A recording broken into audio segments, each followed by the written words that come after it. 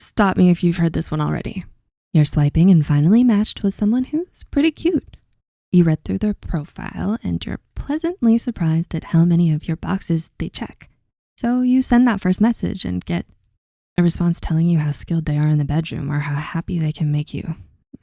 Ever had this happen? There's a special flavor of narcissism called sexual narcissism, which can be the cause of some of these cringy situations. Sexual narcissism, as defined by Medical News Today, is when a person has an unrealistic view of their sexuality. Sexual narcissists can't be identified with the classic signs of narcissism, but it can be just as damaging to a relationship. So let's build up your arsenal and equip you with some signs of a sexual narcissist. One is not like the other. Okay, so this one is like an anti-sign.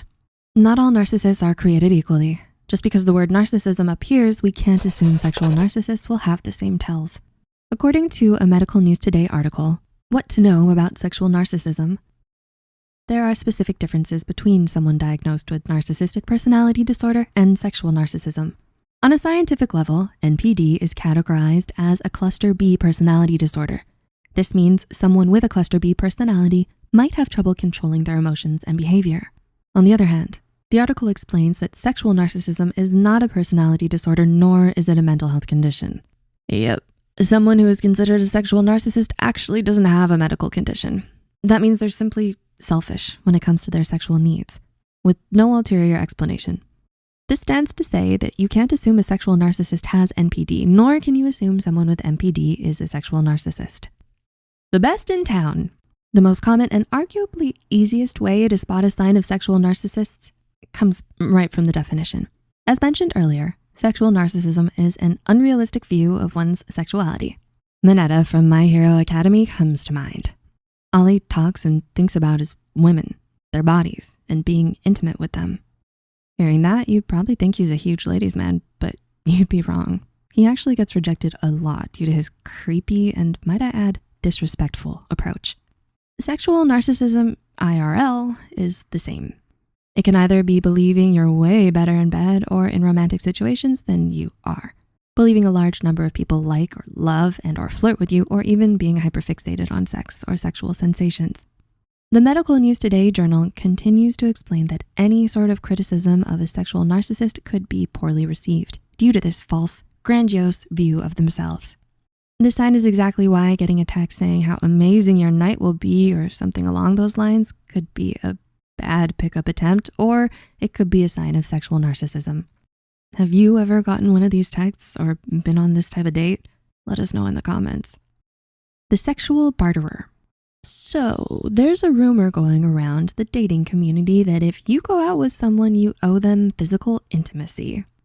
You do not owe anyone anything sexually. Medical News Today breaks down some different behavior patterns that might be exhibited by a sexual narcissist, which include sexual entitlement, believing you can demand or are owed sexual acts, and sexual exploitation, manipulating or coercing someone into sexual acts. Time to get personal. One of our writers shared this personal story with us from her college days. She started talking with this guy, we'll call him Chad. Chad took her out to eat, bought her drinks, took her to hockey games, etc. They would even spend some nights in having a few drinks and watching movies. But there was never more than a hug or a short kiss. After a month or so of dates, Chad asked when they would finally do it. She was a bit confused and even apologized if she did or said something that implied she wanted that.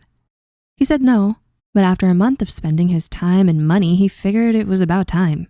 With that, our writer put her drink down, told him he doesn't have to spend his time or money on her anymore, and went home. Now, we don't diagnose people on this channel, but based on this story alone, Chad might have been a sexual narcissist. The overreaction. Depending on where you are in your relationship, your idea of sex might be different. If you and your partner just met, you might be in the bedroom for hours at a time, only breaking for water and snacks. If you're married or just have been together a long time, sex may be something on special occasions or something you rush when the kids leave the house. Whatever works for you and your partner to show each other physical love, we support it. Now, imagine your partner and you are lying in bed. They ask for some sexy time, but you're just exhausted. You politely tell them that you're tired, but maybe you can have some fun in the morning?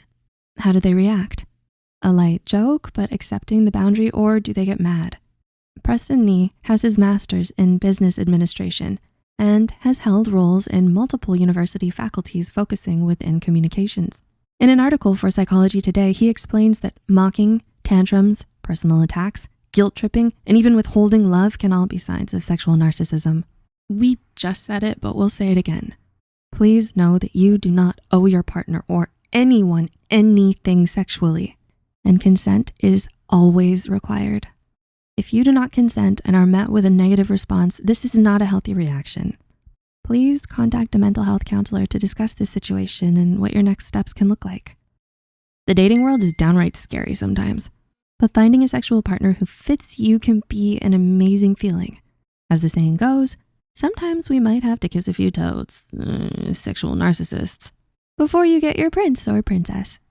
We hope this video gave you an idea of what to look for, but there are so many more signs of sexual narcissism. Should we make a part 2? If we can get this video to 13,000 likes, we'll do a part 2. Don't forget to like and subscribe to see that part 2, and we'll see you next time. The references used listed below.